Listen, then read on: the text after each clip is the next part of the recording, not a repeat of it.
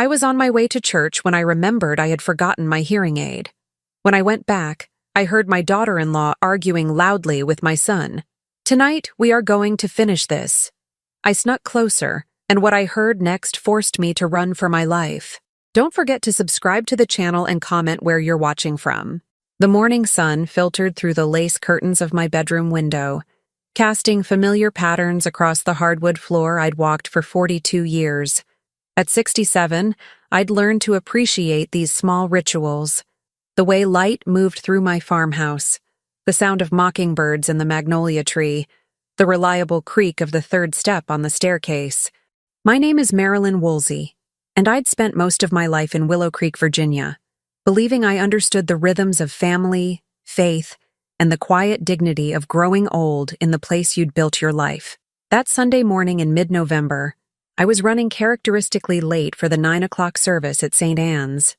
My son Paul and his wife Natalie had stayed the night after Saturday dinner, something that had become more frequent in recent months, though I couldn't quite determine why. They occupied the guest room now, the same room where Paul had slept as a boy, before he'd moved to Richmond and returned 5 years ago with a law degree and a wife whose smile never quite reached her eyes. I was halfway down the gravel driveway, my sensible church shoes crunching against the stones, when I felt that hollow sensation in my ear, the absence of the small device that had become my constant companion, my hearing aid. I'd left it on the bathroom counter, right beside the porcelain soap dish my late husband Thomas had brought back from a business trip to Charleston 30 years ago. The house seemed different as I stepped back inside, quieter. Or perhaps it was just the awareness that I was intruding on a space I'd momentarily surrendered. I moved softly through the foyer, instinctively avoiding the creaking floorboard near the coat closet. Old habits from raising 3 children who'd tested every boundary. That's when I heard Natalie's voice, sharp and urgent, cutting through the morning stillness like a blade. "Tonight, Paul. We finish this tonight." I froze at the base of the stairs, one hand on the banister, my heart beginning that rapid flutter my doctor had warned me about. The voice came from the kitchen, the heart of my home, where I'd fed my family for decades, where Thomas had kissed me goodbye the morning of his last heart attack. "You keep saying that." Paul's voice, lower, resigned. "But she's your mother, Natalie. There are legal complications, ethical ones." "Ethical?" Natalie laughed, but there was no humor in it. "My mother just inherited $1.7 million from Aunt Josephine. She's 71 years old, living alone in that crumbling house, forgetting to lock doors, leaving the stove on. Last week, she called me at 2 in the morning asking where Dad was. He's been dead for 8 years, Paul." I pressed myself against the wall beside the china cabinet, barely breathing. The morning light through the front door windows illuminated dust motes dancing in the air, indifferent witnesses to whatever was unfolding. "Meadowbrook Manor has an opening," Natalie continued. "Dr. Patterson already signed the preliminary assessment. She's a danger to herself. We'd be protecting her. By taking control of her finances?" Paul's voice carried a weight I recognized. The same tone he'd used at 16 when he'd known something was wrong, but lacked the courage to confront it. "By managing what she clearly cannot manage herself. The inheritance is in probate now, but once it clears next month, we can establish guardianship. My brother Stephen already agreed. 2 signatures, Paul. That's all the court needs to see a pattern of family concern." My knees weakened. I knew the woman they were discussing, Joanna Bradford, Natalie's mother.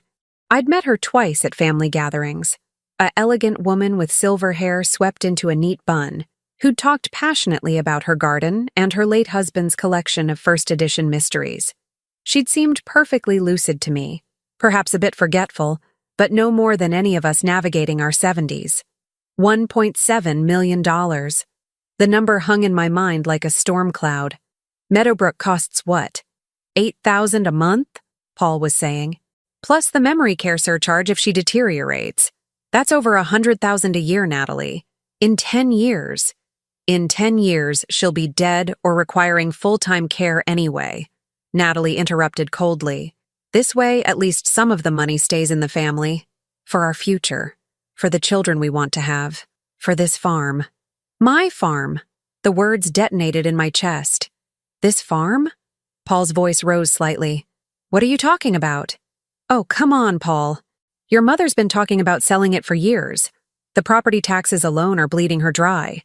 She's got, maybe 50,000 in savings? This place is worth at least 800,000. Prime development land, 20 minutes from Richmond. But she's too sentimental to let go. When she can't manage anymore, and that day is coming, you can see it. We could help her transition to somewhere easier. Use the sale to secure our financial future. I felt as if the floor was tilting beneath me. My farm, my home, the land Thomas and I had mortgaged ourselves to the bone to purchase in 1982.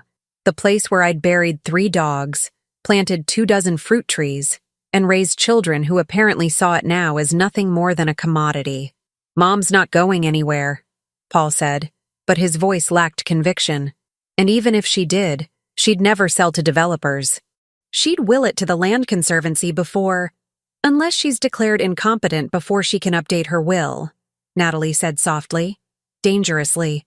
The document she has now leaves everything split 3 ways between you and your sisters, but with proper legal guardianship, we could guide those decisions. Protect the family assets. The word protect twisted like a knife. I heard a chair scrape against the kitchen floor. I need to think about this, Paul said. About all of it. This feels wrong, Natalie. Both situations feel wrong. What feels wrong is letting opportunities slip away because you're too soft. Your mother had her time, Paul. My mother had hers. Now it's our turn. We're not getting younger either. You're 42 years old, still working 60-hour weeks at the firm, and we're living in a rental in Richmond, while your mother rattles around in a 5-bedroom farmhouse she can barely maintain. She manages fine. Does she? Have you really looked at her lately? The weight she's lost? The way she forgets conversations? Last month she asked me the same question 3 times in one visit. That was a lie. I forgot nothing. Well, small things perhaps, where I'd put my reading glasses, whether I'd taken my blood pressure medication, but nothing significant. Nothing that warranted the predatory conversation I was overhearing. We'll talk about this later, Paul said. After church. Mom will wonder where we are. Your mother doesn't notice half of what happens around her anymore, Natalie replied. That's exactly my point. Their voices moved toward the hallway. I had perhaps 10 seconds before they'd see me standing there, frozen in my own home, eavesdropping on a conspiracy that apparently encompassed not just Joanna Bradford's inheritance, but my own future. I moved quickly, surprising myself with the speed fear could generate in aging joints. I slipped out the front door, eased it shut with barely a click, and hurried down the driveway toward my car. My heart hammered against my ribs. My hands shook as I gripped the steering wheel.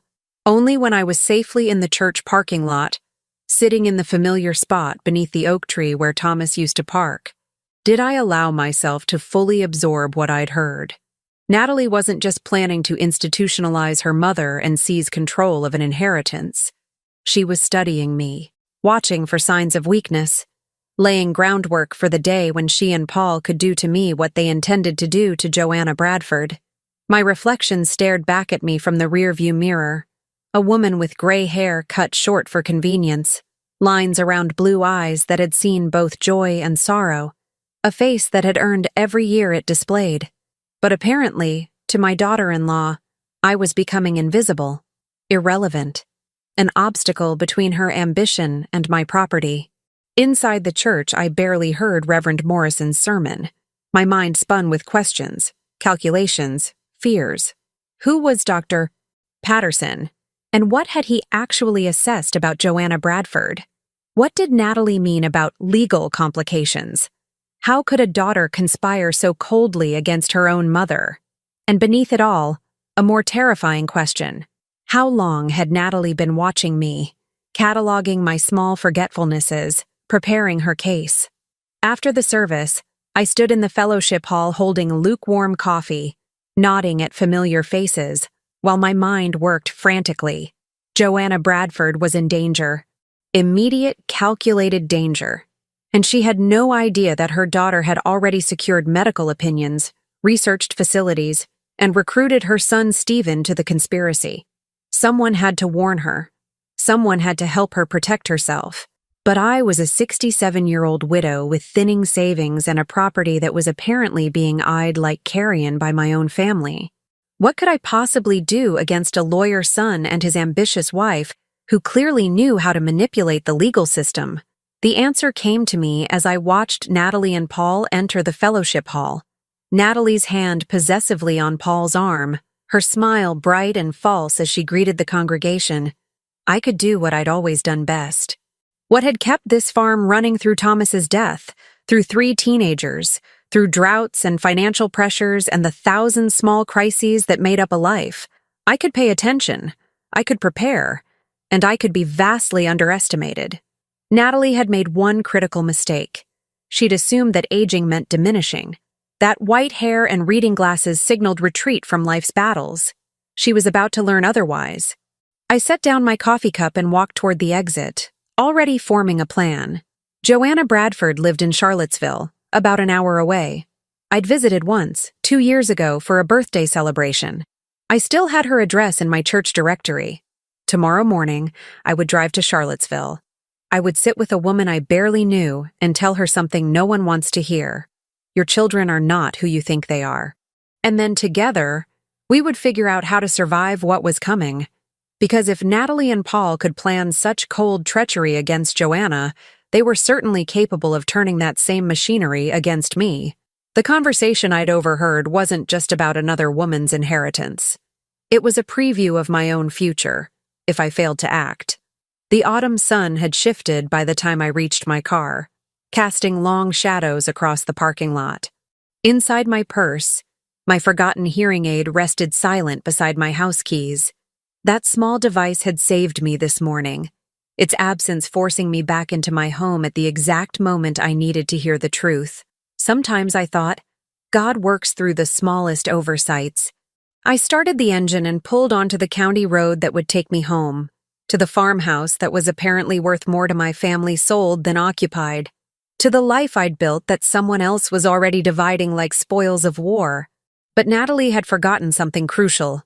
This was still my home, my land, my life, and I was not finished living it yet. Monday morning arrived with a fog so thick it erased the tree line beyond my pasture. I'd barely slept, spending the night cataloging every interaction I'd had with Natalie over the past 2 years, searching for signs I'd missed. The concerned questions about my health, her offers to help organize my financial documents, the way she'd suggested, just last month, that I should consider updating my will while everything is still clear in your mind. I'd thought she was being thoughtful, caring even. Now every memory felt contaminated, reinterpreted through the lens of what I'd overheard. She hadn't been caring. She'd been conducting reconnaissance. By 7 a.m., I was dressed and ready to drive to Charlottesville. I told Paul and Natalie nothing about my plans. They'd left Sunday afternoon. Natalie's goodbye kiss on my cheek feeling like a brand. Paul had seemed distracted, troubled, but he'd said nothing, asked nothing, simply climbed into their sedan and driven away, leaving me alone with knowledge that felt like swallowing broken glass. I was pulling on my coat when my phone rang. Paul's name flashed on the screen. "Mom? You sound out of breath. Everything okay?" I steadied my voice, forcing casualness. "Just fine, dear. I was heading out to run errands. Actually, that's why I'm calling." A pause. "Natalie suggested we stop by this afternoon. She wants to go through some of Dad's old files in the basement. Insurance papers, investment records. We're thinking about setting up a trust fund eventually, and she thought Dad's financial structure might be a good model." My hand tightened on the phone. Thomas's files. Our financial history. The documents that showed exactly what I owned, what I owed, what this property was worth. "That's not necessary, Paul. Those files are organized exactly as I need them. Mom, it's just paperwork. Natalie's really good at this kind of thing. Estate planning, asset protection. She helped her friend's family set up a whole—" I said no. The sharpness in my voice surprised us both. I softened it quickly. "I mean, I appreciate the offer, but I have everything under control. Perhaps another time, when I've had a chance to review what's there myself." Silence stretched between us. When Paul spoke again, his tone had shifted. You've been acting strange since yesterday. At church, you barely said 2 words. Then you left early. Now you're being defensive about old paperwork. What's going on? Everything, I wanted to scream. Everything is going on. And you're either blind to it or complicit in it. Nothing's going on. I'm 67 years old, Paul. I'm entitled to privacy in my own home. Privacy? He laughed, but it sounded forced. Mom, we're family. Natalie's just trying to help. She's worried about you managing everything alone. We both are. There it was. The word managing.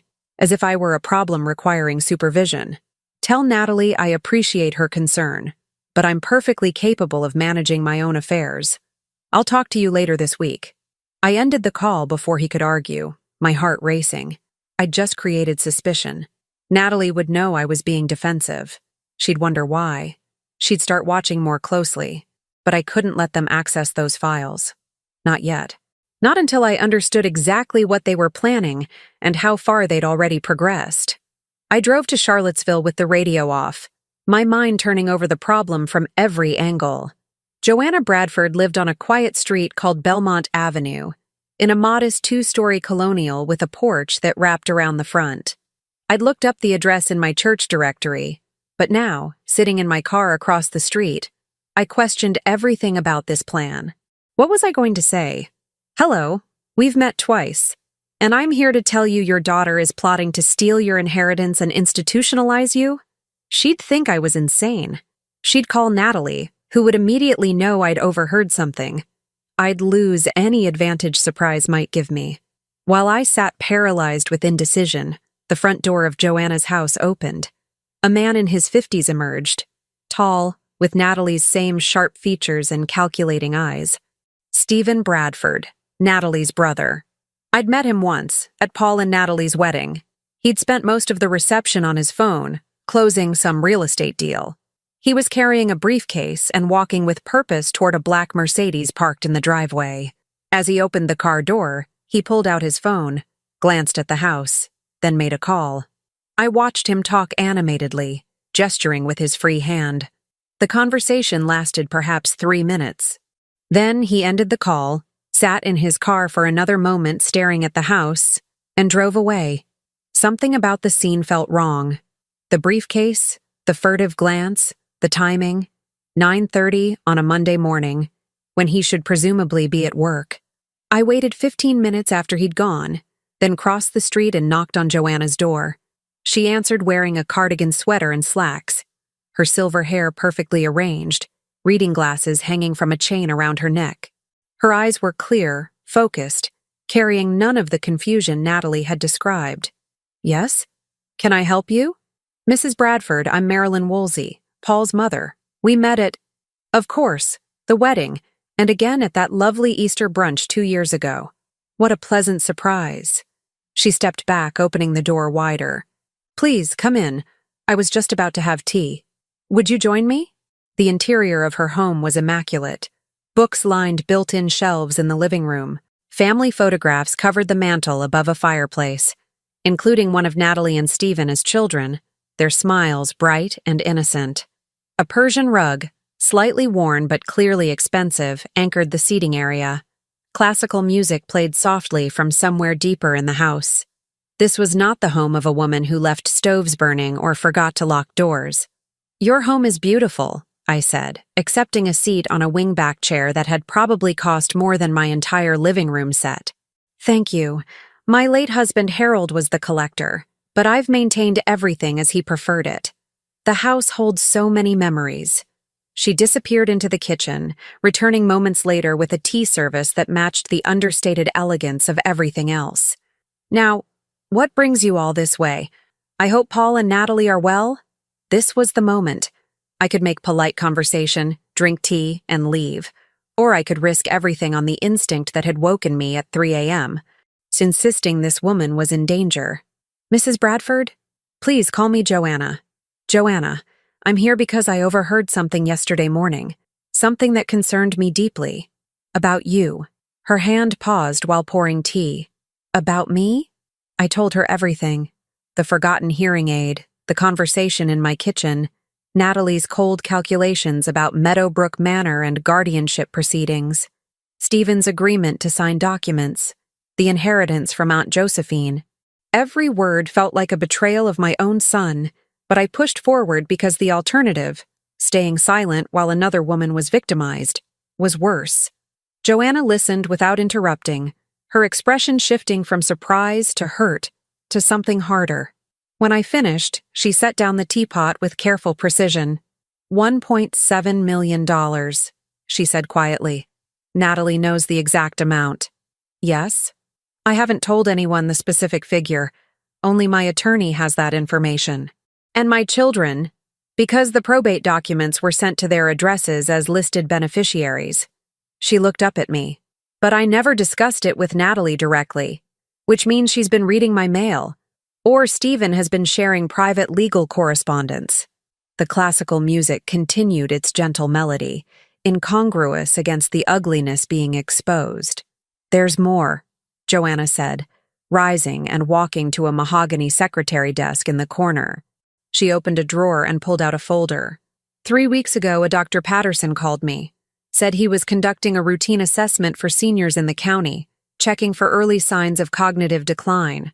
Free service, covered by Medicare. He came to the house, asked me questions, had me perform memory tests. I thought it was legitimate. She handed me a business card. Dr. Raymond Patterson, Geriatric Psychiatry, Richmond Medical Associates. The same name Natalie had mentioned. I received a letter from his office last week. Joanna's voice was steady, but her hands trembled slightly, suggesting I might benefit from a supervised living environment. Recommending I discuss options with my family.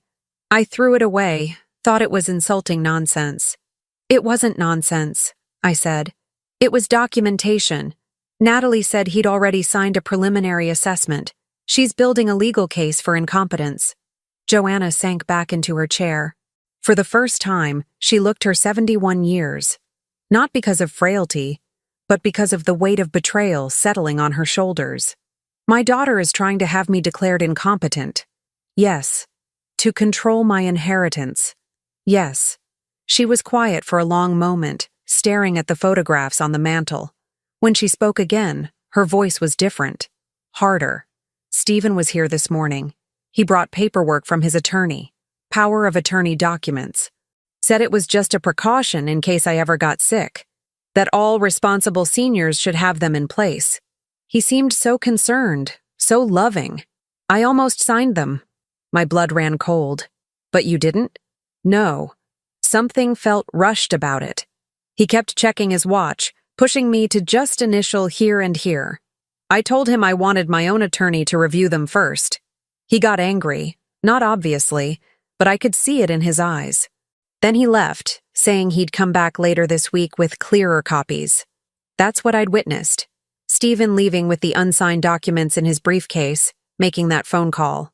Probably to Natalie, telling her their mother had refused to cooperate. Joanna, they're not going to stop. If they can't get your cooperation, they'll pursue legal guardianship. Natalie said she and Stephen could provide enough signatures to establish a pattern of family concern. 2 children claiming their mother is incompetent carries weight in court.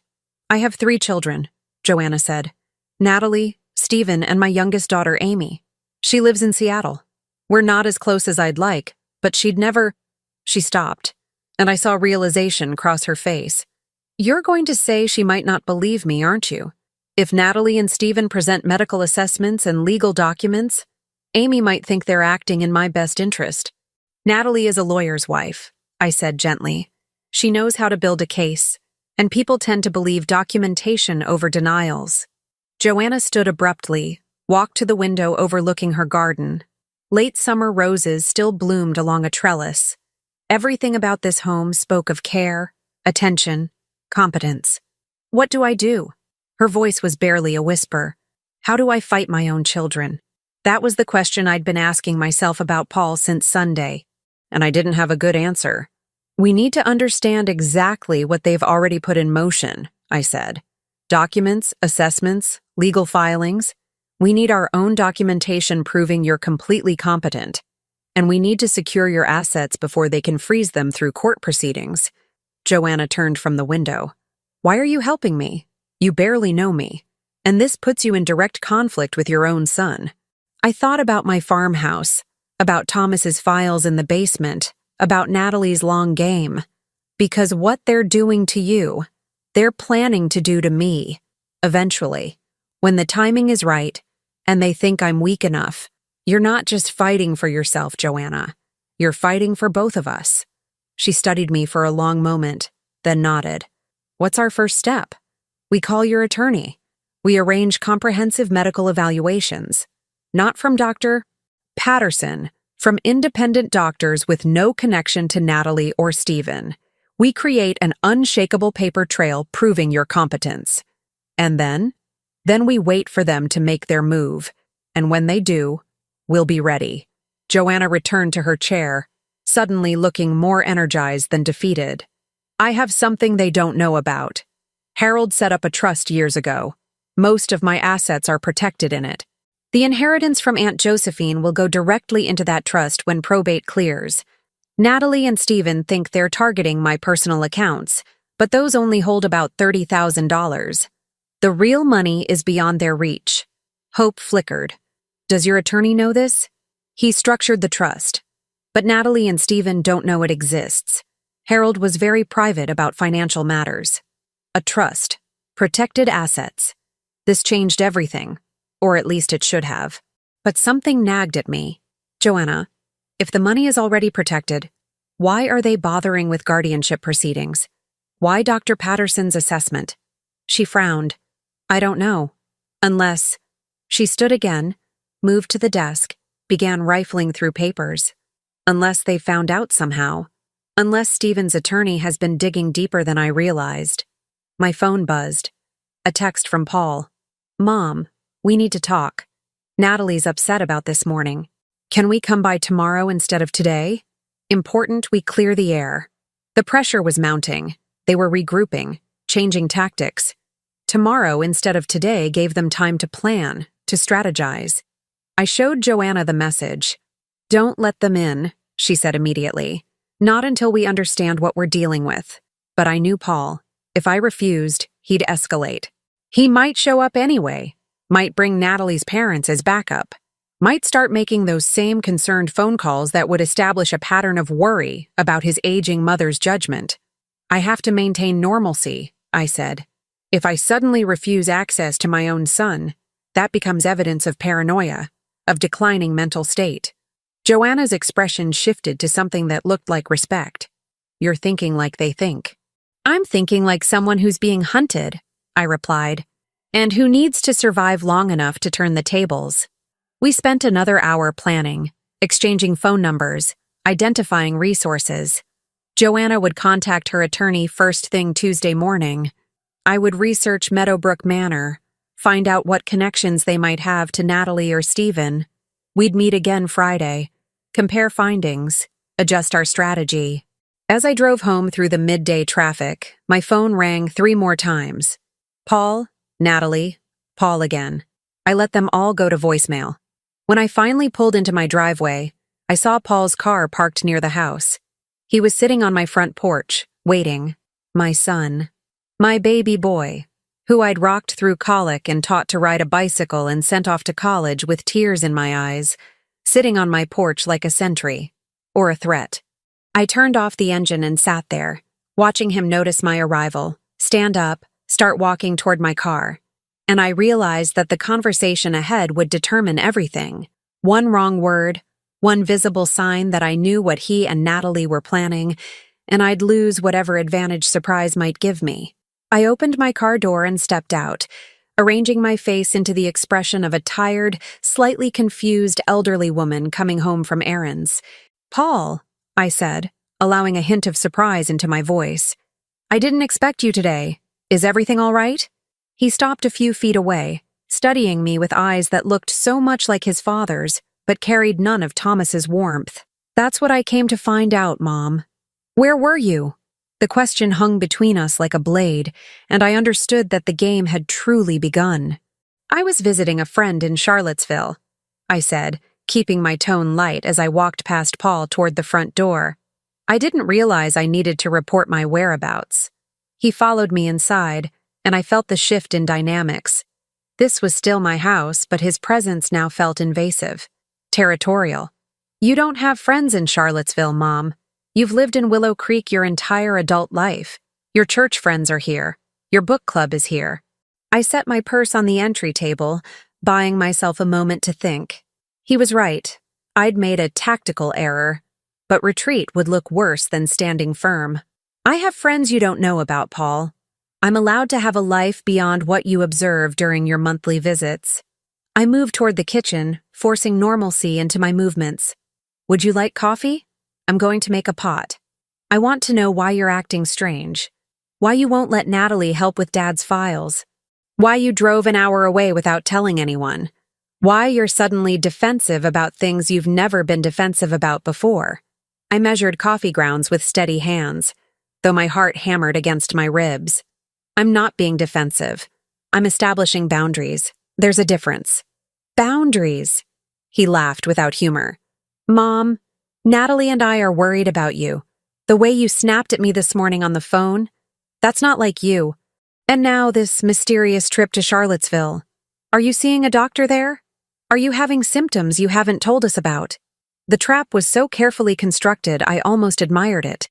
Any defensive response would be cataloged as evidence of cognitive issues. Any explanation would require details I couldn't safely provide.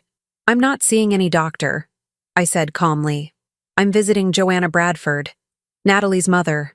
We had a nice conversation over tea. The silence that followed was profound. I turned to face him and saw something flicker across his expression. Surprise, calculation, and something that looked disturbingly like fear. You went to see Joanna? Yes. Is that a problem? No, of course not. It's just, why? You barely know her. What would you even talk about? I poured water into the coffee maker, letting the moment breathe. We talked about gardening mostly. She has beautiful roses. And we discussed the inheritance from her sister. She seemed quite excited about it. Paul's face went carefully blank. She told you about that? Why wouldn't she? It's wonderful news for her. $1.7 million. She's making plans for how to use it. Travel, home improvements, establishing college funds for potential grandchildren. I met his eyes. She seems very competent to me, very clear-headed about her finances. He was silent for so long I heard the coffee maker begin its gurgling cycle. When he spoke, his voice was measured. Natalie's concerned about her mother. Joanna's been having memory issues, getting confused. Natalie thinks the inheritance might actually be dangerous. People might try to take advantage of her. People like family members, you mean? The words were out before I could stop them. Paul's eyes widened. What is that supposed to mean? I'd crossed a line, revealed too much. I backtracked quickly. I mean con artists, scammers. Older people with money are vulnerable to exploitation. But Joanna seemed very aware of that danger. She mentioned having good legal protection in place. Legal protection? Paul's voice was flat. Did she mention a trust? There it was. The thing Natalie and Stephen didn't know about, except they did. Somehow, they'd found out. She might have mentioned something like that, I said carefully. Why? Paul ran his hand through his hair, a gesture I recognized from his childhood when he'd been caught in a lie and was calculating his way out. Mom, I need to tell you something. About Natalie's family situation. It's complicated. He pulled out a chair at the kitchen table, and I joined him, coffee forgotten.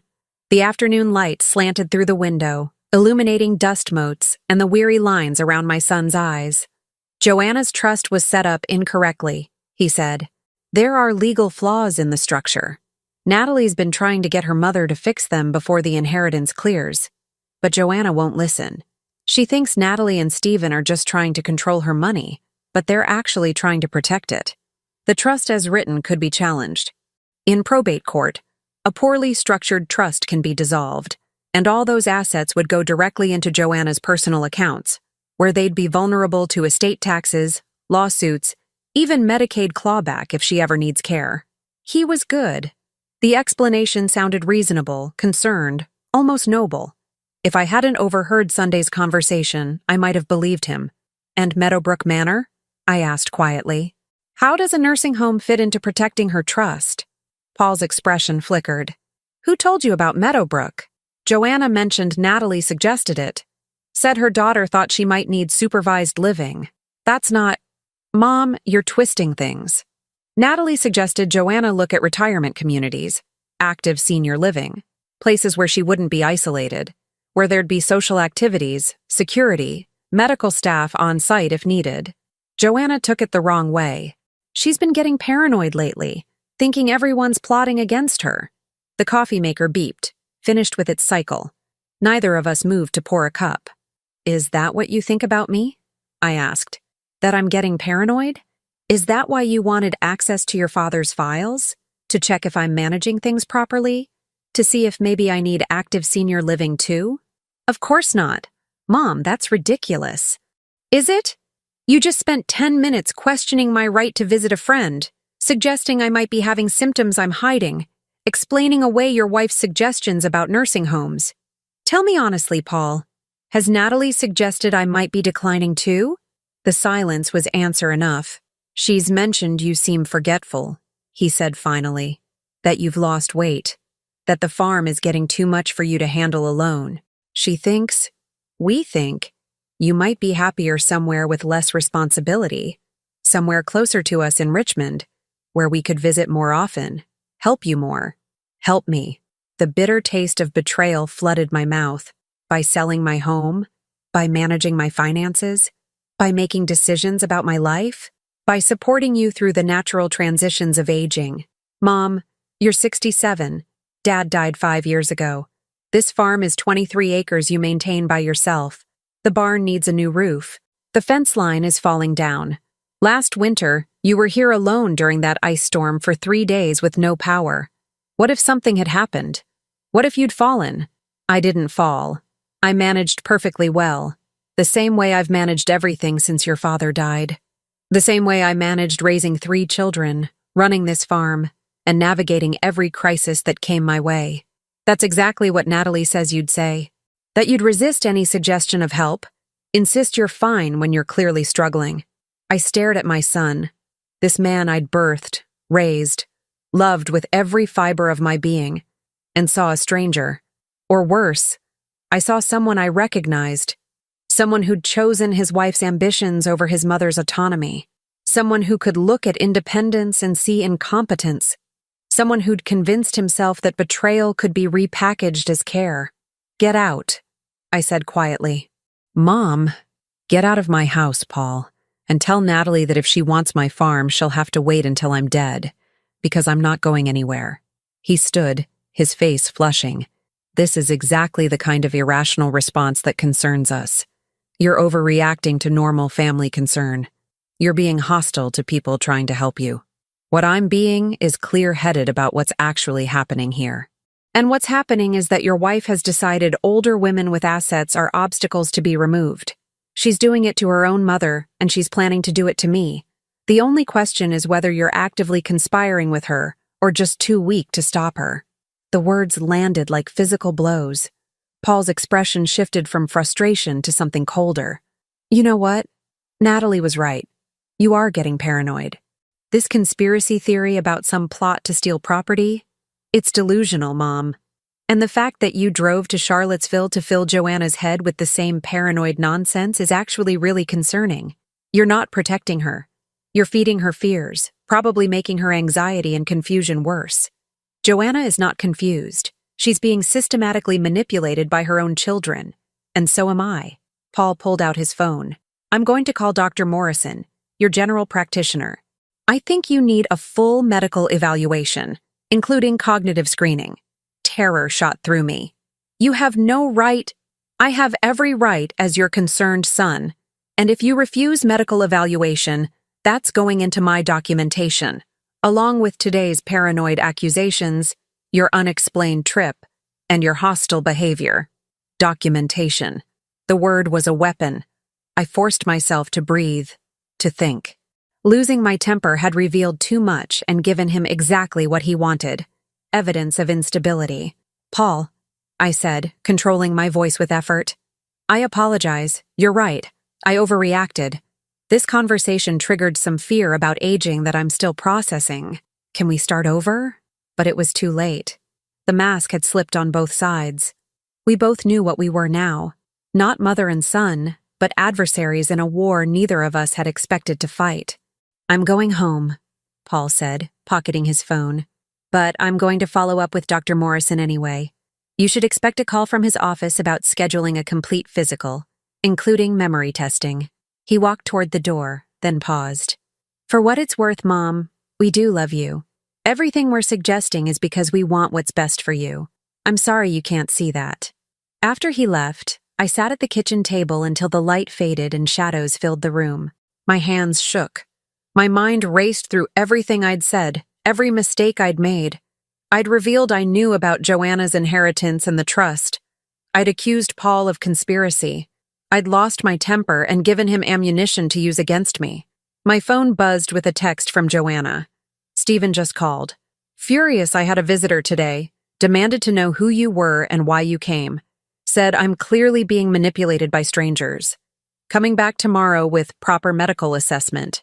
Marilyn, they know we're working together. Before I could respond, another text arrived. From an unknown number. Mrs. Woolsey, this is Dr. Morrison's office. We'd like to schedule you for a comprehensive wellness exam at your earliest convenience. Please call us back at this number. They were moving fast. Faster than I'd anticipated. Paul had called the doctor before he'd even left my driveway. I walked to the basement door, opened it, descended into the cool darkness where Thomas's files waited in metal cabinets. My hands found the folders I needed. Property deeds, insurance policies, financial statements. Everything that proved what I owned and how I'd managed it. But as I pulled them from the drawer, I saw something that stopped my breath. The files had been rifled through. Papers were in wrong order. Folders were misfiled. Someone had been down here searching through these documents. Natalie. During one of those Sunday visits. While I'd been in the kitchen cooking or the garden picking vegetables, she'd been down here in my basement, photographing my private documents. A new text from Joanna. I found cameras. Stephen installed hidden cameras in my house. He's been recording me, watching to see if I seem confused or incompetent. Marilyn, what do we do? I stood in my basement surrounded by the evidence of my life, 43 years of marriage, property, careful financial management, and understood that Natalie and Stephen weren't just planning to take control eventually. They were building their cases right now, documenting, recording, creating the paper trail that would prove their mother's incompetent. And they'd been doing it for months, maybe longer, while we'd lived our lives completely unaware we were being hunted. My phone rang. Joanna's number. They're not waiting anymore, she said without preamble, her voice tight with fear. Stephen just texted. He's filing for emergency guardianship tomorrow morning. Says I'm a danger to myself. Says recent behavior, specifically having unexplained visitors who are influencing my judgment, proves I need immediate intervention. Marilyn, he's talking about you. Your visit today triggered this. They're using our attempt to protect ourselves as evidence that we need protecting from ourselves. I climbed the stairs from the basement, my mind working frantically. Emergency guardianship. If Stephen filed tomorrow, there'd be a hearing within days. Joanna could lose control of her entire life before we'd even begun to fight back. We need a lawyer, I said. Tonight. Someone who specializes in elder law and guardianship disputes. I tried calling mine. He's out of town until Thursday. And Stephen knows him. They play golf together. Marilyn, I don't know who to trust. A car was pulling into my driveway. Through the window, I saw not Paul's sedan, but Natalie's white SUV. And she wasn't alone. A woman I didn't recognize sat in the passenger seat, holding a clipboard. Joanna, someone's here. I'll call you back. Marilyn, don't let them in. Don't talk to them. Whatever they say, whatever documents they show you, don't. The doorbell rang. I ended the call. Natalie's voice came through the door, artificially bright. Marilyn, it's Natalie. I have someone I'd like you to meet. A wonderful social worker who helps families navigate care decisions. Can we come in? just for a few minutes? I looked at my reflection in the hallway mirror. A 67-year-old woman, gray hair slightly disheveled from the stress of the day, lines of exhaustion around her eyes. They saw weakness, vulnerability, a target. They had no idea what was actually looking back at them. I opened the door with a smile as carefully constructed as Natalie's own. "Of course," I said. "Please, come in. I'd love to hear what you have to say." Because I just realized something crucial. If they thought they were winning, if they believed I was just a confused old woman reacting emotionally to natural concern, they'd get careless. They'd reveal their strategy. They'd show me exactly what I was fighting. And I would take notes on every single word. The war had truly begun, but Natalie had made one fatal error. She'd assumed I didn't know how to fight back. The woman Natalie brought into my home was perhaps 40, with a professional smile and tired eyes that had seen too many family crises. She introduced herself as Linda Carmichael, a licensed clinical social worker specializing in geriatric care transitions. "Mrs.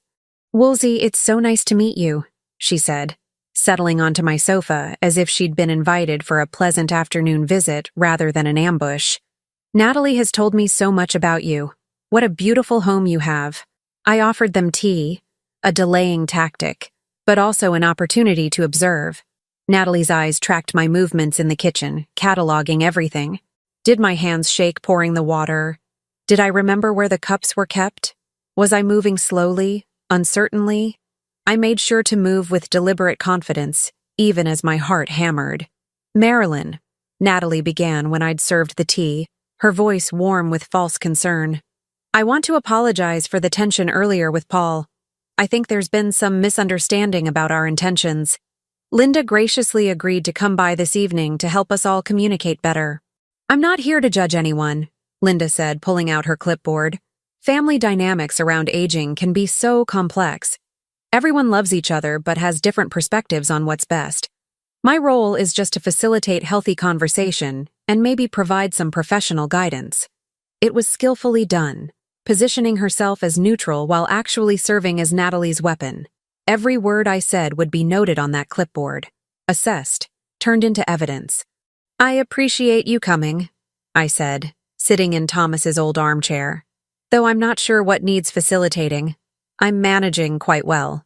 Linda's smile never wavered. "I'm sure you are. But Natalie mentioned some concerns. Would you mind if I asked you a few questions? Just informal, to get a sense of how you're doing." "What kind of questions?" "Oh, simple things. For instance, can you tell me what day it is today?" The trap was obvious. Basic cognitive screening disguised as friendly conversation. But refusing would look defensive, paranoid. Exactly what they wanted. "It's Monday, November 15th, I said calmly. "The year is 2024. We're in Willow Creek, Virginia, in my home at 847 Maple Ridge Road." Linda made a note. "Excellent. And can you tell me the names of your children?" "Paul, Sarah, and Jennifer." "Sarah lives in Boston with her husband Marcus and their 2 children, Emma and Jake.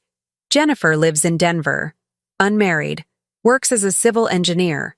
When did your husband pass away?" 5 years ago this past April. Thomas died of a heart attack. He was 68. More notes. Natalie watched me with an expression that might have been concern if I didn't know better. "Marilyn," Linda continued, "Natalie mentioned you've lost weight recently.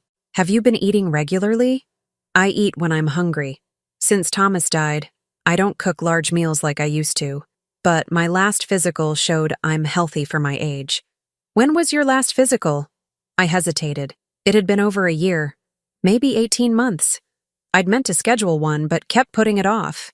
"About a year ago," I lied. "Dr. Morrison said everything looked good." Linda made a longer note this time. Natalie leaned forward. "Mom, you told me last Christmas it had been 2 years since you'd seen Dr. Morrison. That's why I encouraged you to make an appointment. Why would you say it was a year ago just now?" The trap snapped shut. I'd been caught in an inconsistency, minor but documented.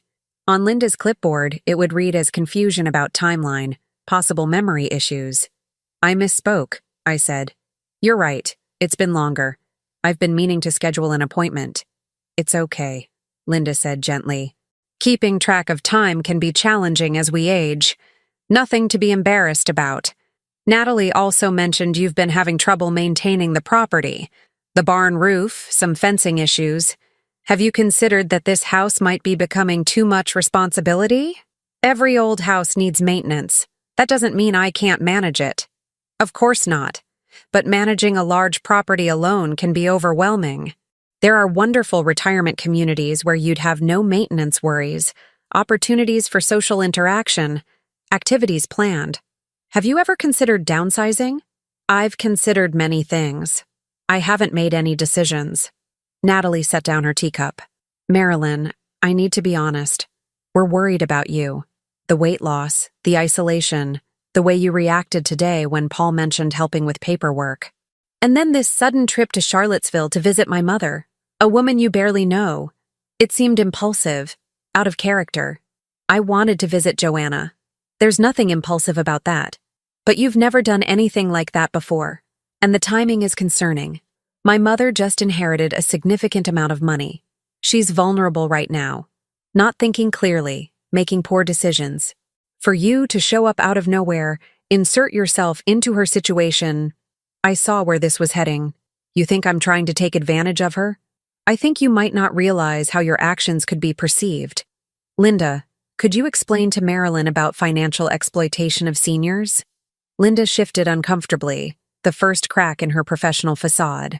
Financial exploitation is unfortunately common. Sometimes it's strangers, but often it's people who befriend isolated seniors, gain their trust, then influence financial decisions. Are you suggesting I'm attempting to exploit Joanna? I kept my voice level, but anger heated my chest. No one's suggesting anything criminal, Natalie said quickly. But your sudden interest in my mother, combined with your defensive behavior about your own finances, suggests you might be experiencing some confusion, maybe not understanding appropriate boundaries. These can be signs of cognitive decline, or signs that I see exactly what you're doing. The words hung in the air like smoke. Natalie's expression hardened. And what exactly do you think I'm doing? This was the moment. I could confront her directly, lay out everything I knew, or I could retreat, play the confused elderly woman they expected, and buy myself time. Linda's phone buzzed. She glanced at it, frowned. I apologize, but I need to take this call. Excuse me for just a moment. She stepped onto the front porch. Alone with Natalie, I saw my daughter-in-law's mask slip completely. You went to my mother's house and filled her head with paranoid conspiracy theories, she said, her voice low and venomous. Stephen called me, absolutely livid. Joanna is refusing to sign necessary legal documents, accusing us of trying to institutionalize her, claiming we're after her money. You did that. In one visit, you've undermined months of careful work. Careful work convincing her she's incompetent? Careful work trying to protect an increasingly confused woman from making catastrophic financial decisions. But you wouldn't understand that, would you? You're so convinced you're fine, so resistant to any help, that you can't recognize when someone actually needs intervention. Joanna doesn't need intervention. She needs protection. From you. Natalie laughed. A cold, brittle sound. You have no idea what you've done. Stephen is filing for emergency guardianship tomorrow. He has medical assessments, documented incidents of confusion, witness statements from neighbors about concerning behavior. Joanna is going to lose her autonomy whether you interfere or not. The only thing you've accomplished is making yourself look unstable in the process. Why are you doing this? What happened to you that made stealing from your own mother seem acceptable? Stealing? Natalie's eyes flashed. I'm preventing her from being exploited by con artists, from squandering money she doesn't understand how to manage, from dying alone in that house because she's too stubborn to admit she needs help. If you'd seen her last year, asking me 5 times in an hour when my father was coming home, leaving the gas stove on overnight, forgetting she'd already taken her medications, those things didn't happen. You're inventing a narrative. Are you calling me a liar? I'm saying Joanna seems perfectly competent to me, and I think you know that. I think this is about money, pure and simple. $1.7 million that you believe should be yours. Natalie stood, her composure cracking further. You know nothing about my family, about what we've dealt with. about the sacrifices I've made. And now you've painted a target on your own back. Because everything you just accused me of, the exact same concerns apply to you. Isolated elderly woman, declining health, defensive about finances, making impulsive decisions, inserting herself inappropriately into other families' business. How do you think that looks to social services? To the courts? The front door opened. Linda stepped back inside, slipping her phone into her purse, her professional mask restored. But something had changed in her expression. "I apologize for the interruption," she said. "Marilyn, I've enjoyed meeting you, and I'll be writing up my assessment. I think you should know. It's going to recommend a full neuropsychological evaluation and possibly some in-home support services. These aren't punishments. They're protective measures. Based on a 15-minute conversation? Based on a 15-minute conversation, Natalie's detailed concerns, and my professional observations. I saw confusion about your medical history, defensiveness about reasonable questions, and what appears to be social isolation. These are red flags we take seriously." She gathered her clipboard and stood. Natalie followed suit, touching my arm as she passed, a gesture that might have looked affectionate to anyone not feeling the warning in her grip. "We'll talk soon, Marilyn," Natalie said. "In the meantime, please think about scheduling that appointment with Dr. Morrison. It's important. For your own well-being." After they left, I locked the door and leaned against it, my legs suddenly weak. Through the window, I watched Natalie and Linda talk beside the SUV, a conversation lasting several minutes. Linda making notes, Natalie gesturing emphatically. My phone rang. "Joanna, they're filing first thing tomorrow morning," she said without preamble. "I just received an email from Stephen's attorney, emergency guardianship petition citing immediate risk to welfare. The hearing is scheduled for Thursday. 3 days, Marilyn. In 3 days, I could lose everything. I just had a social worker in my home doing a stealth cognitive assessment at Natalie's request. It's coordinated. They're moving on both of us simultaneously. If Stephen can prove his mother needs guardianship, that strengthens their case for you. And vice versa. We're being used as evidence against each other." A text arrived from Paul. "Mom, please call me. We need to talk about what happened today. Dr. Morrison has an opening Wednesday morning. I'm going to book it for you. This isn't optional anymore."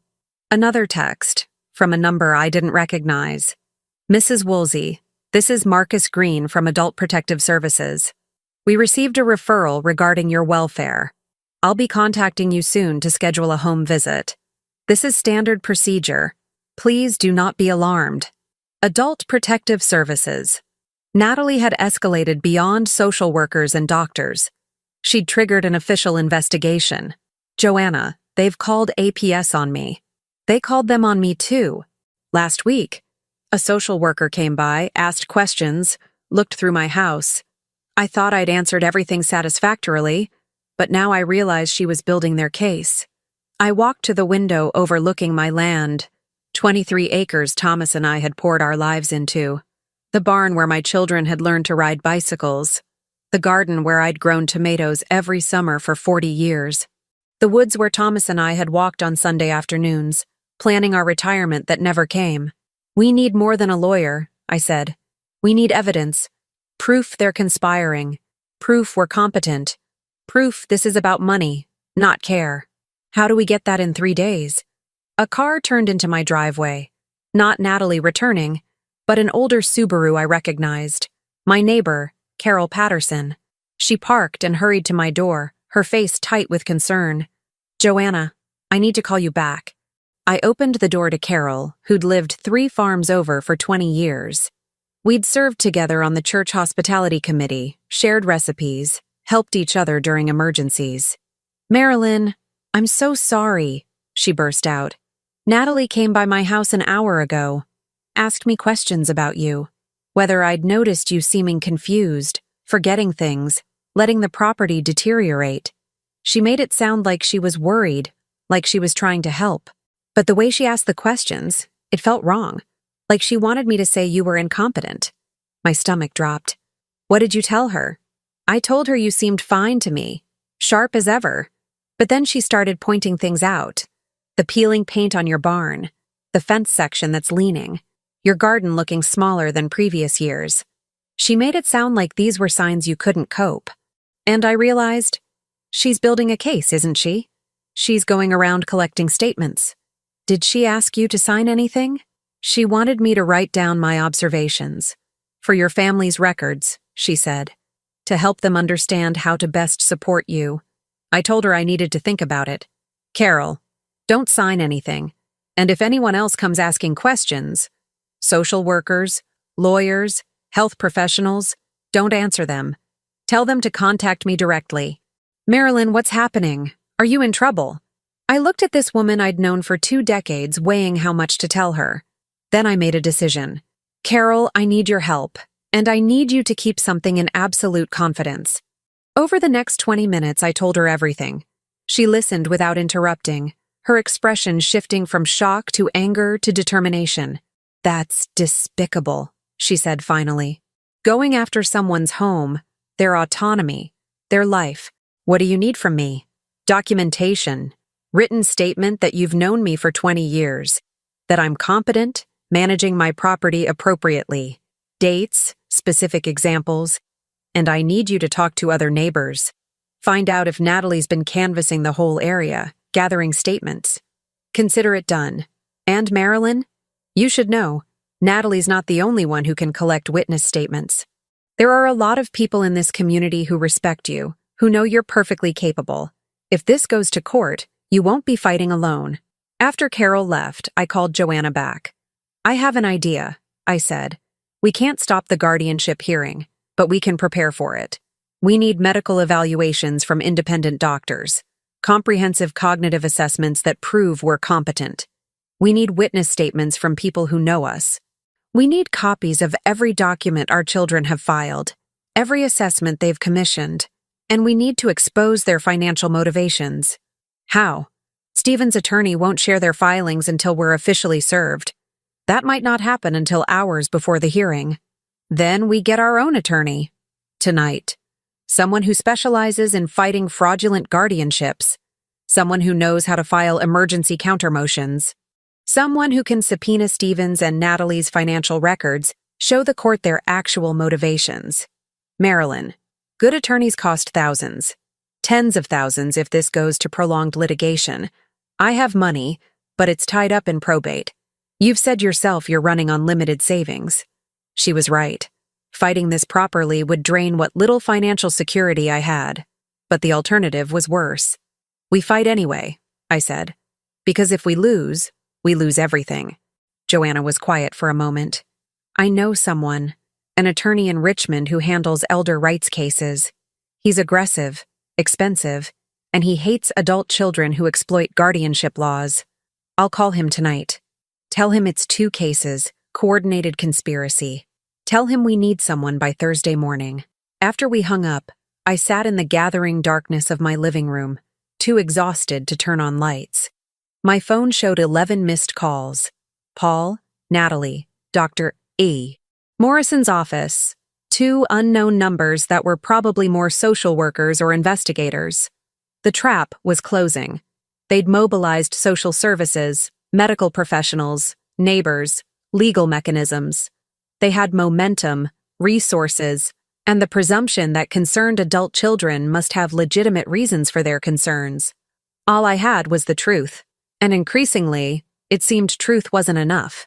A new email arrived. From Dr. Morrison's office, copying Paul.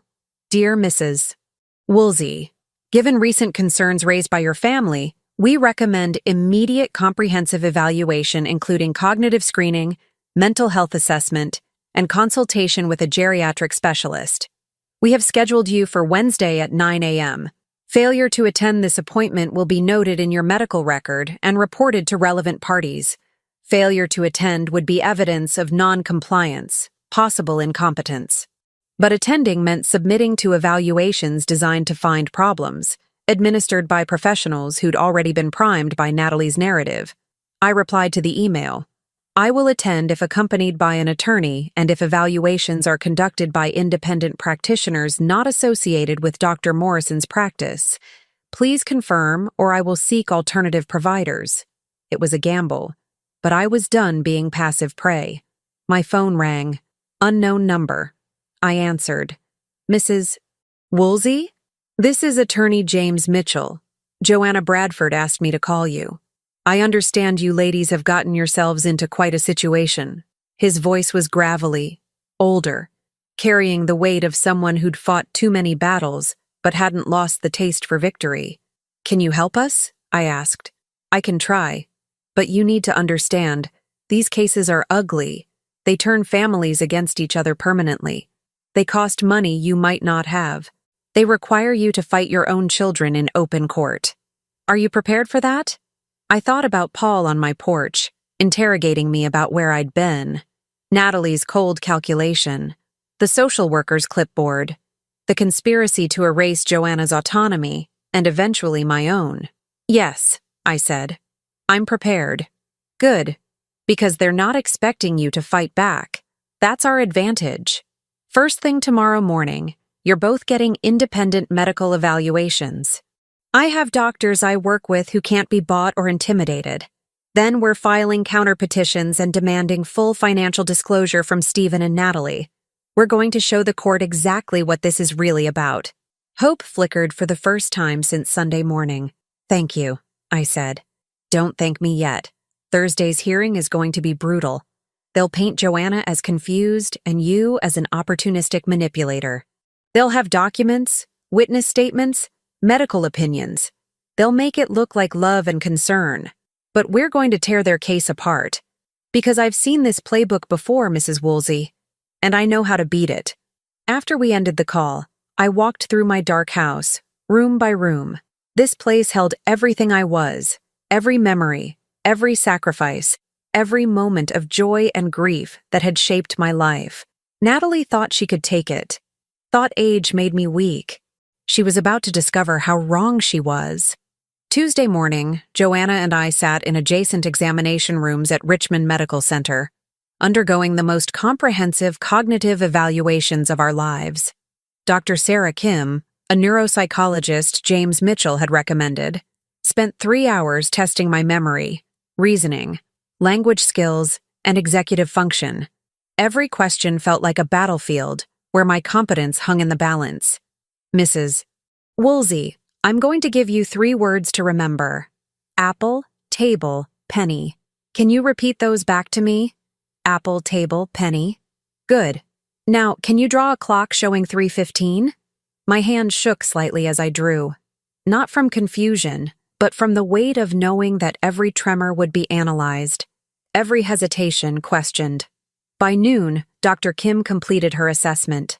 Mrs. Woolsey, preliminarily, I see no signs of cognitive impairment. Your scores are well within normal range for your age group. Actually, you're performing above average in several categories. I'll have my full written report ready by tomorrow morning. The relief nearly broke me. But one evaluation wouldn't be enough. James Mitchell had arranged for 4 more specialists, a geriatric psychiatrist, an internist, an occupational therapist, and a second neuropsychologist for independent verification. By Wednesday afternoon, I'd been poked, prodded, questioned, and assessed more thoroughly than at any point in my life. Joanna underwent identical testing.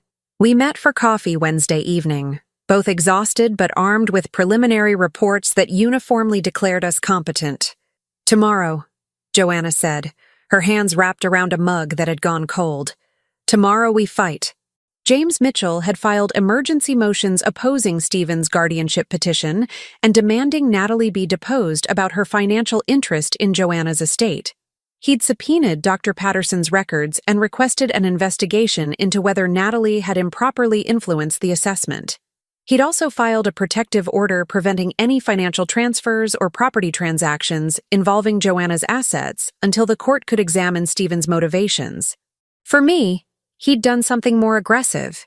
He'd sent a formal letter to Dr. Morrison, Paul, and Natalie threatening legal action for elder abuse through psychological manipulation and conspiracy to defraud.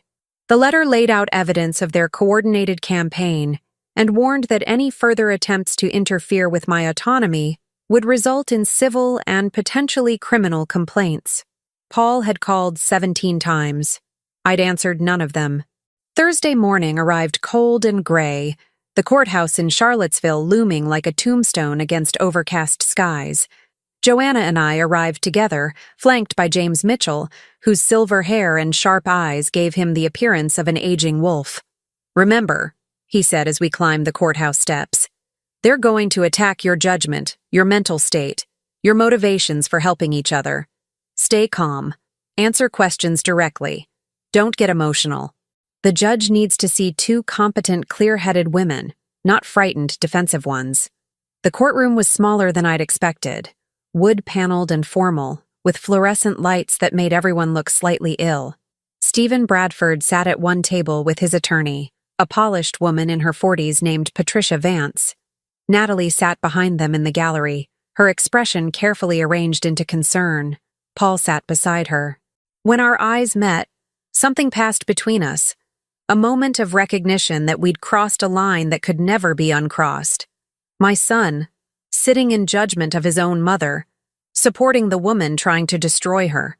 Judge Helen Thornton entered, a woman in her 60s with gray hair pulled back severely and eyes that missed nothing. This was someone who'd heard every manipulation, every false claim of concern, every family torn apart by greed disguised as care. "This is a preliminary hearing on an emergency petition for guardianship," she began. "Mr. Bradford, your attorney may present your case." Patricia Vance stood, her presentation polished and devastating. She painted Joanna as a woman in rapid cognitive decline, forgetting medications, showing paranoia, making irrational financial decisions.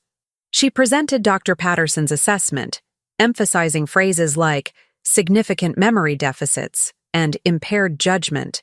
She called a neighbor who testified about seeing Joanna confused about what day it was. She presented photographs of Joanna's house showing minor clutter, a dish left in the sink, mail stacked on a counter, framing them as evidence of inability to maintain basic self-care. Then she called Natalie to testify. My daughter-in-law took the stand with perfect composure, her voice breaking only slightly as she described her heartbreak at watching her mother's decline.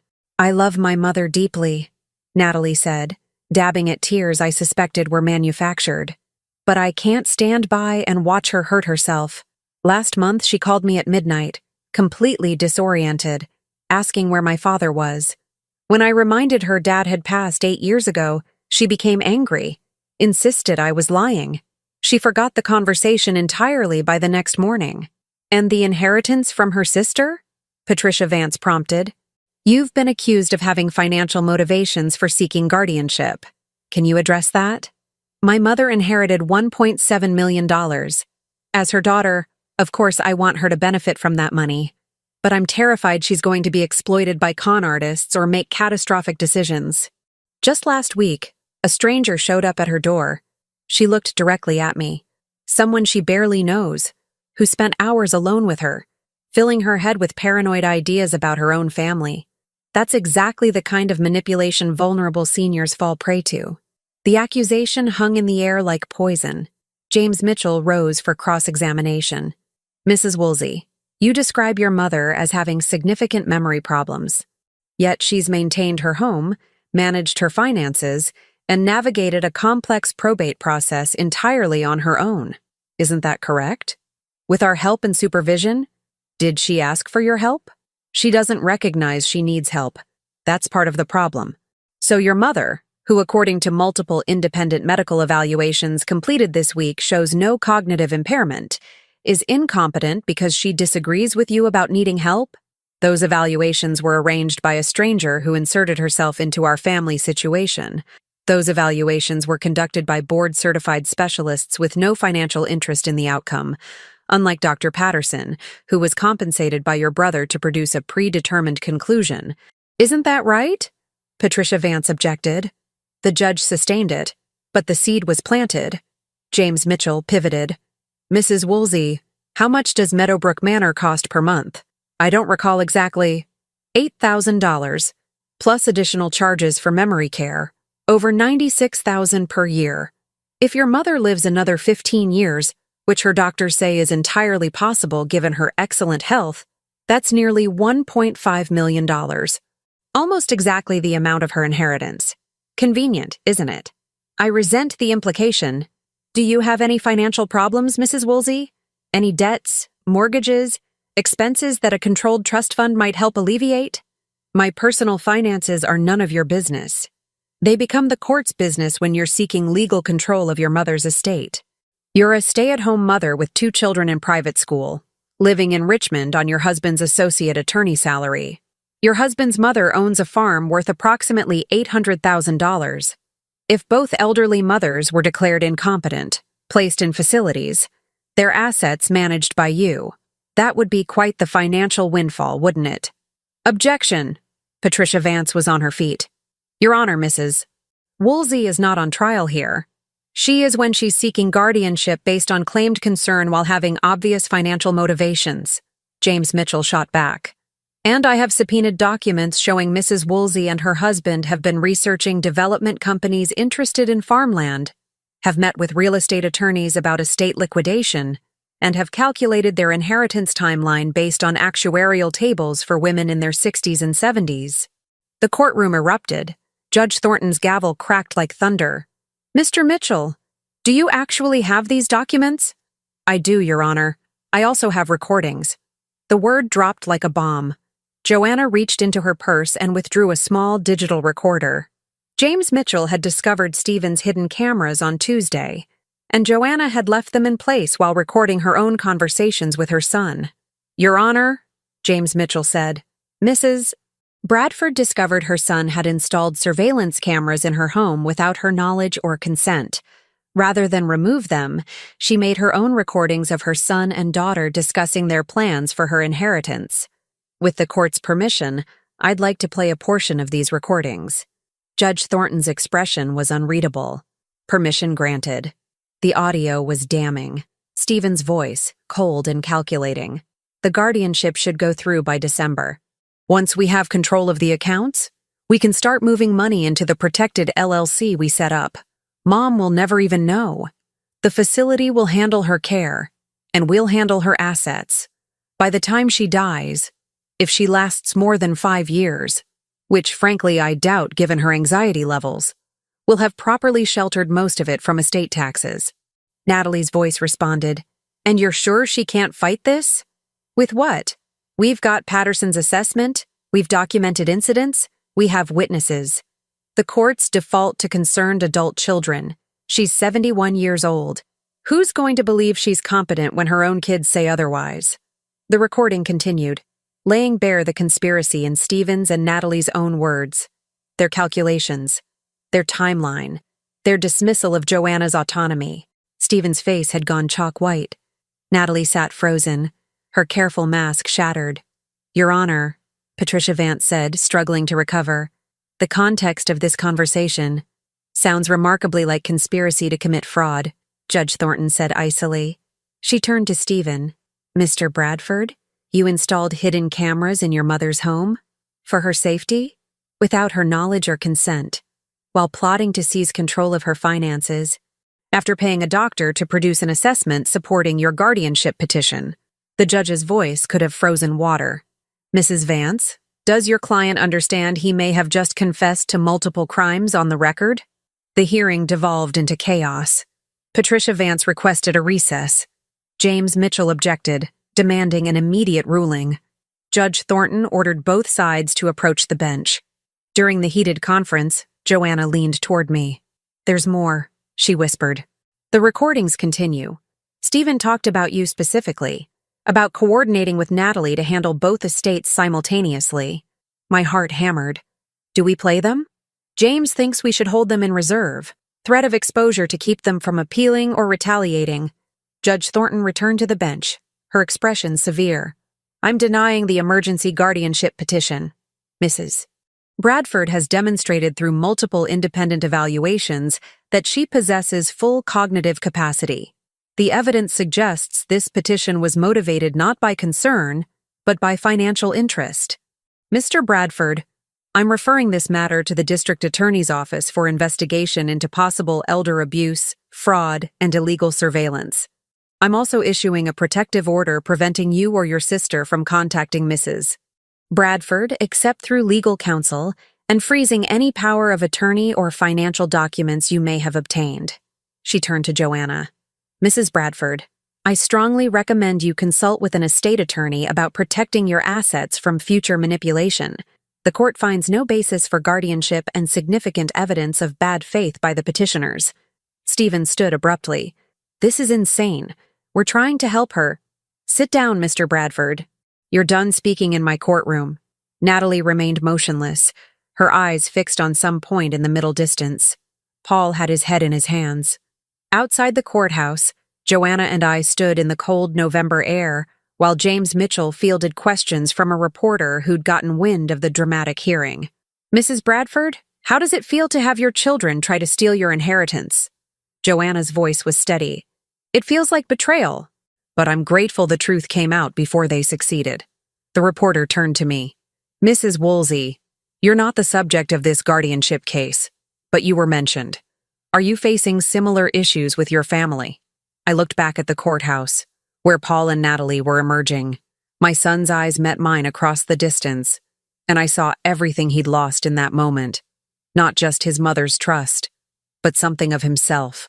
I'm facing the same disease that's infected too many families, I said. The disease of mistaking elderly parents for opportunities, of confusing care with control, of believing that age equals incompetence. But I'm also discovering something else. That wisdom, preparation, and refusing to be a victim are stronger than manipulation. That evening, Joanna and I sat in her living room in her house, under her control, drinking wine and processing the earthquake of the day. Stephen's attorney called, Joanna said. They want to negotiate. They're offering to drop all claims to any control or inheritance if I agree not to press criminal charges or pursue a civil case for the hidden cameras and attempted fraud. What did you tell them?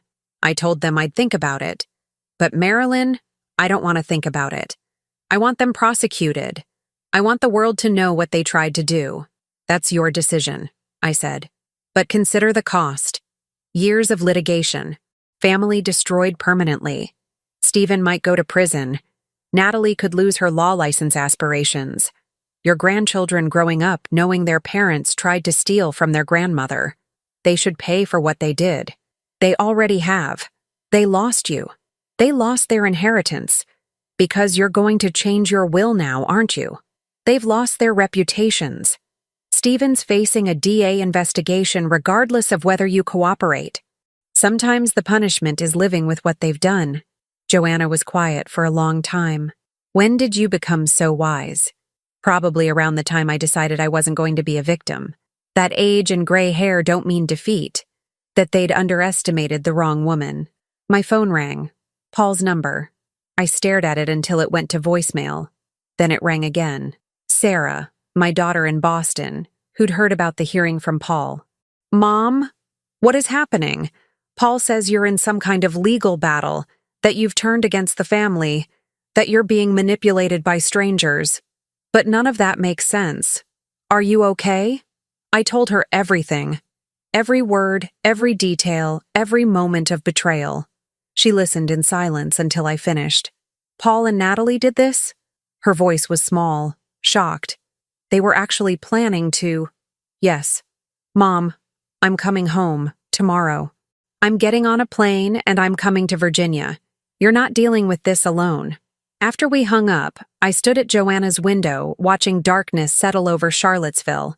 Somewhere in this city, Stephen and Natalie were regrouping, consulting attorneys, calculating their next moves. Paul was probably with them, still trying to justify unjustifiable actions. But they'd failed. They'd exposed themselves. And they'd discovered too late that the women they'd dismissed as easy targets were anything but. Marilyn, Joanna said behind me. What happens now? With your family, I mean. With Paul. I thought about my son as a boy, bringing me dandelions from the yard. Paul at graduation, thanking me in his speech. Paul at Thomas's funeral, holding my hand while we said goodbye to the man we both loved. And Paul on that recording, discussing timeline for my death with the same cold calculation as Stephen had used for Joanna. I don't know, I said honestly. Some things once broken can't be repaired, but they can be survived, and maybe that's enough.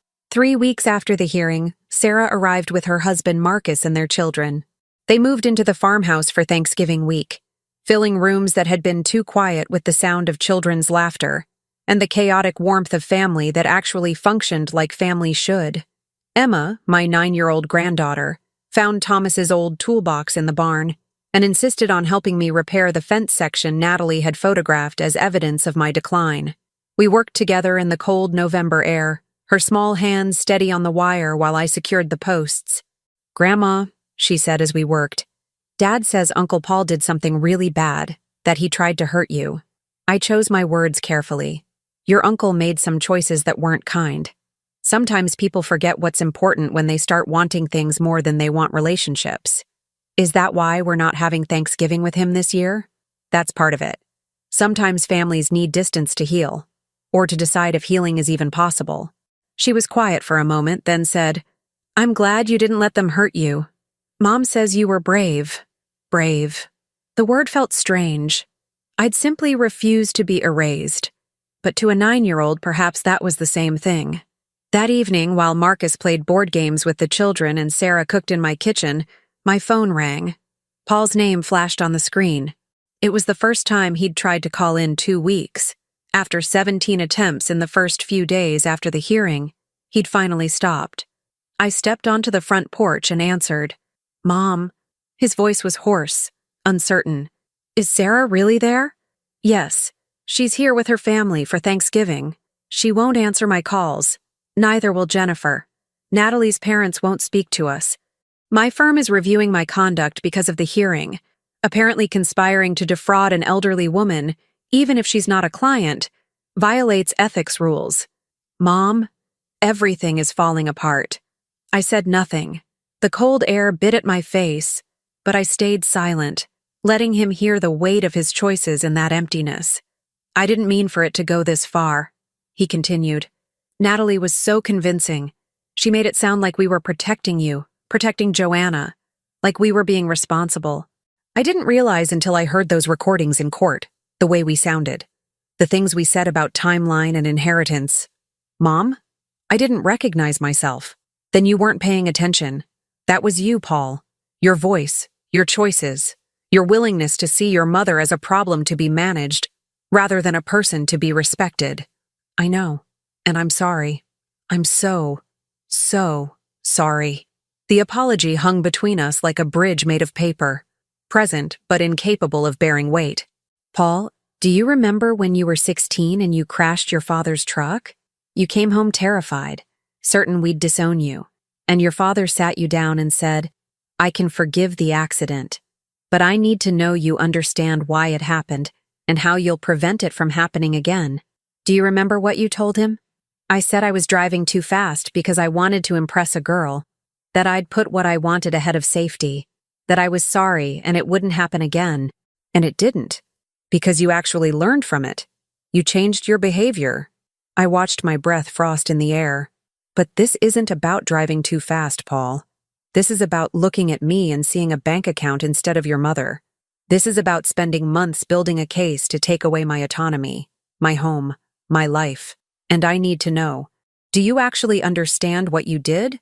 Or are you just sorry you got caught? The silence stretched so long I thought he'd hung up. "I don't know how to answer that," he said finally, "because part of me still thinks we had valid concerns. You're getting older. The farm is a lot to manage. One day, maybe not now, but eventually, you might need help. And I'm terrified that when that day comes, you'll refuse it. That you'll suffer because you're too stubborn to admit you need support. And that terror gave you the right to preemptively steal my choices, to decide when and how I should lose my independence, to coordinate with Natalie to manipulate your way into control of my assets? No, you're right. It didn't give me that right. Mom, what do I do? How do I fix this?" I looked through the window at Sarah and Marcus and the children, at the family still willing to show up, still willing to trust, at the life I'd fought to keep. "You start by accepting that you can't fix this. Not quickly. Maybe not ever. Trust isn't rebuilt with apologies, Paul. It's rebuilt with years of different choices, different behaviors. And even then, some things stay broken. So you're saying there's no hope? That I've lost you permanently? The pain in his voice was real. Despite everything, he was still my son. The baby I'd held, the boy I'd raised, the man I'd hoped he'd become. But he was also the person who'd conspired against me, who'd sat in that courtroom supporting Natalie while she accused me of being an opportunistic manipulator. I'm saying hope isn't the same as restoration. I hope you learn from this. I hope you become someone who can look at his wife's actions and recognize cruelty instead of justifying it. I hope you can one day understand what you really did. But hoping for those things doesn't mean I'm ready to have you back in my life. Not yet. Maybe not for a long time. Can I see you? Talk in person? Not now. Sarah and her family are here. This week is about the relationships that didn't betray me. You need to respect that boundary. After we hung up, I stood on the porch until the cold drove me inside. Sarah looked up from the stove, questions in her eyes. He called, I said simply. I'm not ready yet. She crossed the kitchen and hugged me, the kind of fierce embrace that said all the things words couldn't carry. Take all the time you need, Mom. We're here. We're not going anywhere. Thanksgiving dinner was smaller than previous years, but richer for it. We sat around the old oak table Thomas had built 30 years ago, holding hands for grace while I thanked God not for what I hadn't lost, but for what I'd discovered. That I was stronger than I'd known. That family was defined by loyalty rather than blood. And that sometimes loss revealed what was truly worth keeping. Joanna joined us for dessert, bringing homemade pies and stories that made the children laugh. She'd changed her will the week after the hearing, leaving her estate to charities that supported elder rights and protected vulnerable seniors from exploitation. Stephen and Natalie would inherit nothing. Amy called from Seattle, Joanna told me later while we did dishes. My youngest daughter. She was horrified when she heard what her siblings tried to do. She's flying out next month to visit. Says she wants to rebuild our relationship, prove not all her children are monsters. How did that feel? Strange. Good. Like, maybe something can be salvaged from the wreckage. She dried a plate with careful precision.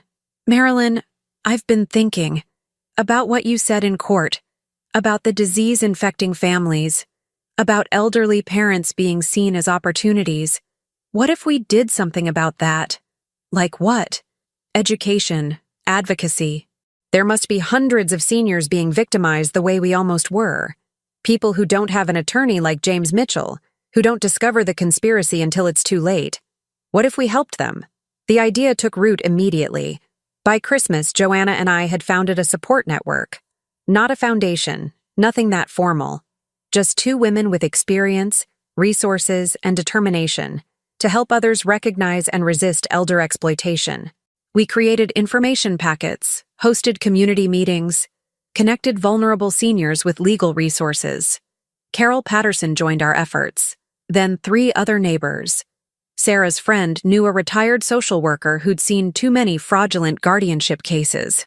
Within 2 months, our informal network had helped 4 families recognize manipulation before legal proceedings began. We called it the Gray Rights Coalition, a deliberate play on words that acknowledged our age while asserting our power. Local newspapers wrote about us. A television station did a feature on elder rights that prominently featured our story. Natalie's name was mentioned in every article, not by us, but by public records from the hearing. Her reputation in Richmond's legal circles was destroyed. Stephen faced charges for illegal surveillance and attempted fraud, though he ultimately accepted a plea deal involving community service and restitution. Paul sent letters. I didn't respond to most of them, but I read them, watched his progression from justification to genuine accountability. By March, his letters had changed tone, less about seeking forgiveness, more about documenting his own growth. He'd started therapy. He and Natalie had separated. He was learning, he said, to recognize the difference between care and control. Jennifer flew in from Denver for Easter. We sat on the porch together, watching spring arrive in Virginia with its usual explosive beauty. Are you going to forgive him? She asked. Eventually? I don't know. Forgiveness isn't required for healing. I can move forward without absolving what happened. That seems lonely. Less lonely than pretending betrayal didn't happen. Less lonely than letting someone back in who might hurt me again. I looked at my daughter, my youngest, who'd always been the most pragmatic. Jenny, you're 38 years old, unmarried, independent, building a career you love. Do you ever worry about getting older? About becoming vulnerable? After watching what happened to you? Absolutely. It terrified me, Mom. Knowing that my own brother could look at you and see a problem to eliminate rather than a person to honor. It made me realize I need to build protections now. Legal documents, trusted friends, resources. Because I can't assume my family will do right by me. That's the saddest lesson of this whole nightmare. That we have to protect ourselves from the people who should protect us. She took my hand. But you did protect yourself. You fought back. You won. That's not sad, Mom. That's powerful. By summer, the farm had been reinforced in every way that mattered. New legal documents designated Sarah as my healthcare proxy and executor, with Jennifer as backup. My assets were structured in a trust with independent oversight. I'd created detailed care directives specifying exactly what interventions I would accept and under what circumstances. Documents that couldn't be easily overridden by concerned adult children claiming superior judgment. The barn got its new roof, paid for with careful budgeting and some help from Sarah and Marcus. The fence was completely repaired. The garden flourished under Emma's enthusiastic if chaotic assistance during summer visits.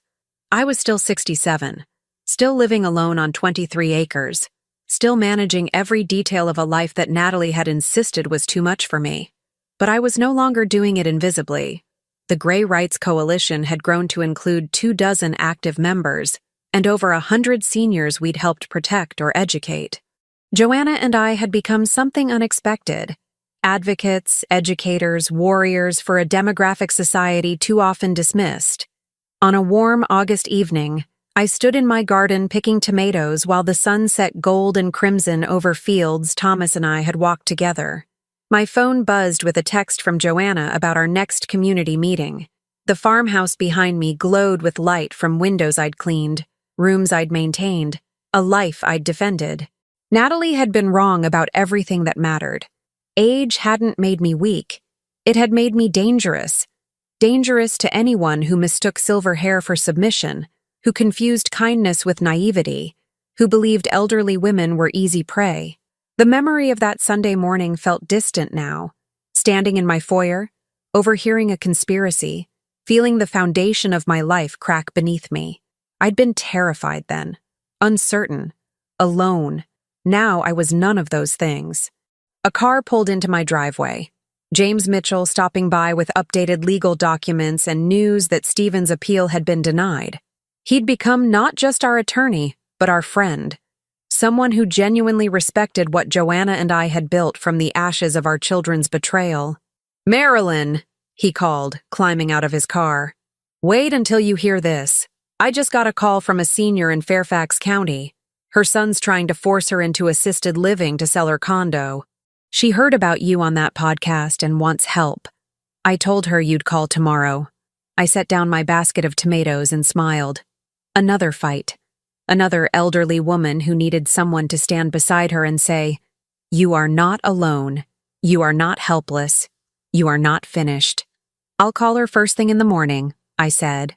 That night, sitting on my porch with a glass of wine and the sound of crickets filling the darkness, I thought about Paul, about the son I'd raised and the man he'd become and the uncertain space between us that might never fully close.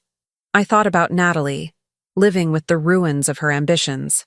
About Stephen, whose name would forever be associated with elder abuse. About all the people who looked at seniors and saw opportunity instead of humanity.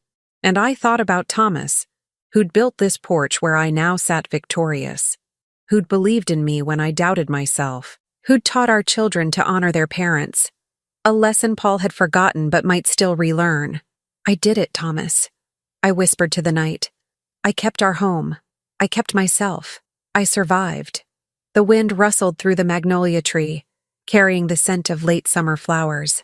Somewhere in Richmond, Paul was probably sitting in his apartment, alone. contemplating the cost of choices that had seemed so justified at the time. Somewhere in Charlottesville, Joanna was probably doing what I was doing, taking stock, counting victories, refusing to be diminished by the betrayals we'd survived. We were two elderly women who'd faced conspiracy, manipulation, and systematic attempts to steal our autonomy. We'd been dismissed as confused, paranoid, incompetent, and we'd won, not through strength or force, but through something more powerful: the refusal to accept others' narratives about our own lives, the wisdom to prepare, the courage to fight back, the understanding that age was not weakness but accumulated power, decades of experience, resilience, and the kind of strategic thinking that only comes from surviving everything life throws at you. My phone showed a new email. From Paul, as always. Subject line: Month 8 update. I opened it, reading his latest letter. He'd started a support group for adult children who'd damaged relationships with elderly parents. He was studying elder rights law. He was, slowly, becoming someone different from the man who'd sat in that courtroom. At the end, he wrote, "I don't expect forgiveness, Mom. I just wanted you to know I finally understand what I did. Not just the legal conspiracy, but the deeper betrayal. I stopped seeing you as a person. I saw a problem, an estate, a future obligation. I'm learning to see people again, especially you. I love you. I'm sorry. And I'll keep trying to become someone worthy of being your son again." I closed the email without responding. Maybe tomorrow I'd write back, maybe next month, maybe never. But I'd read it. I'd witnessed his evolution. And somewhere in my heart, I allowed myself the smallest possibility that time, distance, and genuine change might eventually build something new from what had been destroyed. Not restoration, not forgiveness, but perhaps eventually a careful truce. The farmhouse behind me stood solid and mine. The land stretched away into darkness, every acre defended, every boundary secured. This place that Natalie had tried to take, that Paul had been willing to sell, that Stephen had calculated into his timelines, it remained exactly where it had always been, in my hands. And that, I thought, settling deeper into my chair, was victory enough. Now tell me, what would you have done if you were in my place? Let me know in the comments. Thank you for watching, and don't forget to check out the video on your screen right now. I'm sure it will surprise you.